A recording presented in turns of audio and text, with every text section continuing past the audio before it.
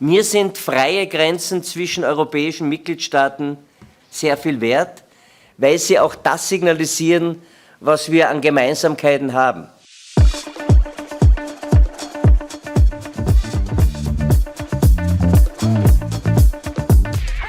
Spoštovane dame in gospodje, dragi Nawalski, dragi Gospa Umar, meine sehr geehrten Damen und Herren, Frau Botschafterin, dragi prijatelji, Zdravko Inzko, geschätzte Schülerinnen und Schüler, čestitam, ich gratuliere, großartige Beiträge im Theatralischen, im Videoschneiden, im Vermitteln von schlechtem Gewissen und trotzdem eine Leistung erbringen, und Kompliment an die Brückenbauer und Bauerinnen des Stiftsgymnasiums St. Paul.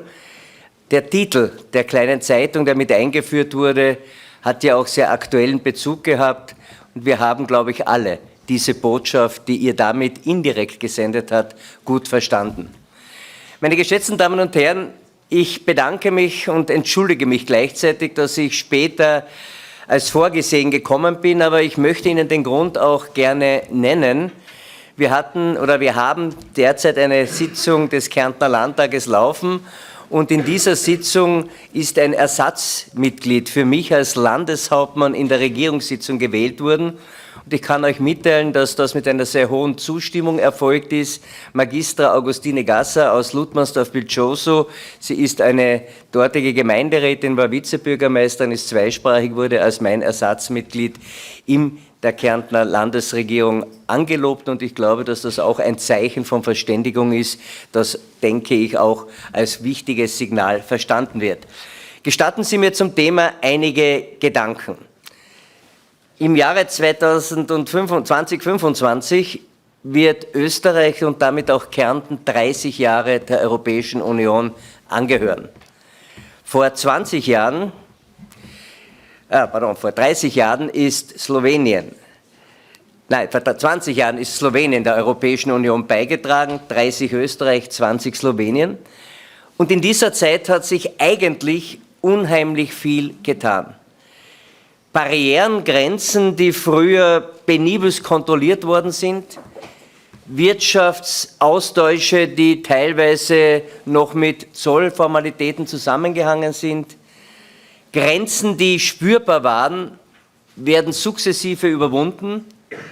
Überwunden in dem Sinne, dass sich hier ein idealer Wirtschaftsraum ergeben hat, der auch sehr, sehr viele andere Vorteile, wechselseitiges Verständnis, Austausch von Arbeitskräften, Grundrechte der Europäischen Union auch hier auf engerem Raum verwirklicht.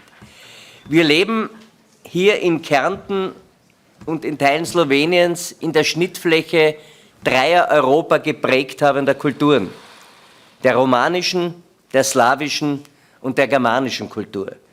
Und es gibt wenige, wenn überhaupt, Regionen, wo die Vielfalt der Sprache auch nach vielen Wirren der Geschichte, nach schlimmen Ereignissen wie Weltkriegen, vor 110 Jahren war diese friedliche Alpen-Adria-Region ein Kriegsgebiet, wo man nicht miteinander, sondern gegeneinander auf Leben und Tod, auf Gebietsgewinne, auf unterschiedliche Systeme geschossen und gemordet hat.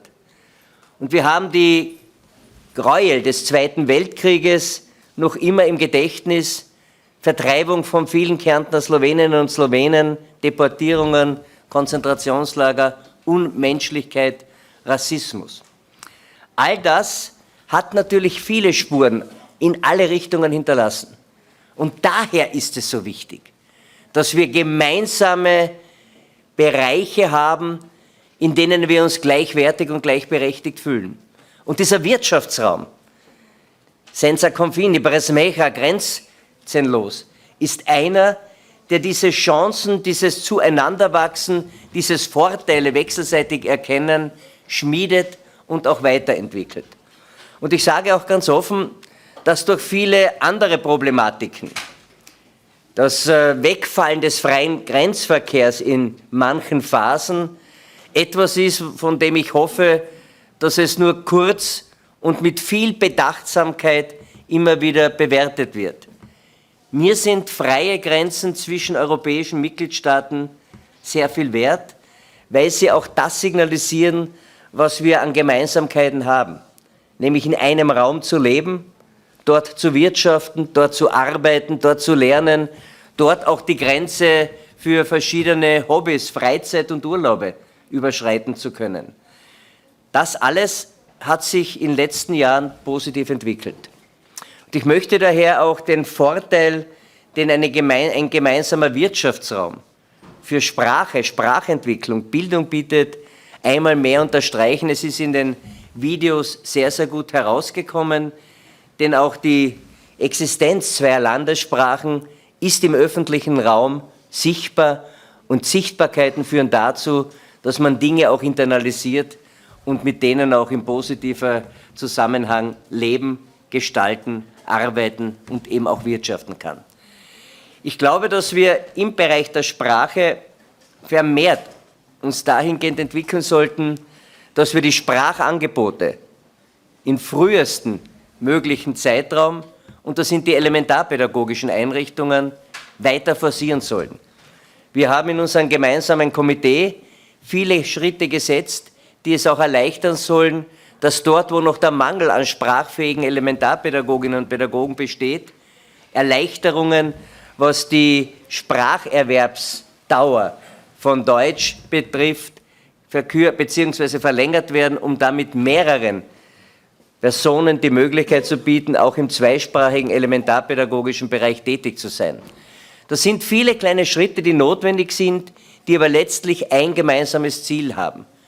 Die Sprachkompetenz, die Sprachbefähigung, vor allem den Zugang zum Spracherwerb zu erleichtern und das auch langfristig mit abzusichern.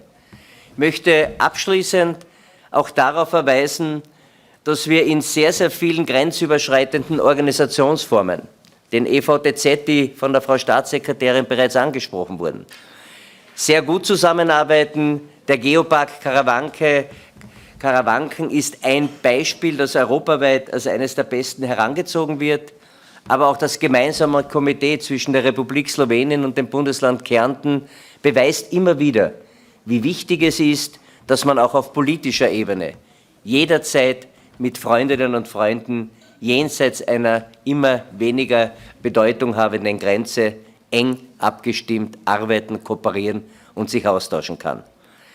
Der Veranstaltung, den weiteren Programmpunkten, aber vor allem der dahinterstehenden Intention. Und ich habe das heute Karl Renn gegenüber schon einmal ausgedrückt. Ich habe die Fernsehzusammenfassung bei Dobodan Karoschka über das, was in 2 Tagen als Wanderung erfolgen sollte, in einer Vorschau gesehen.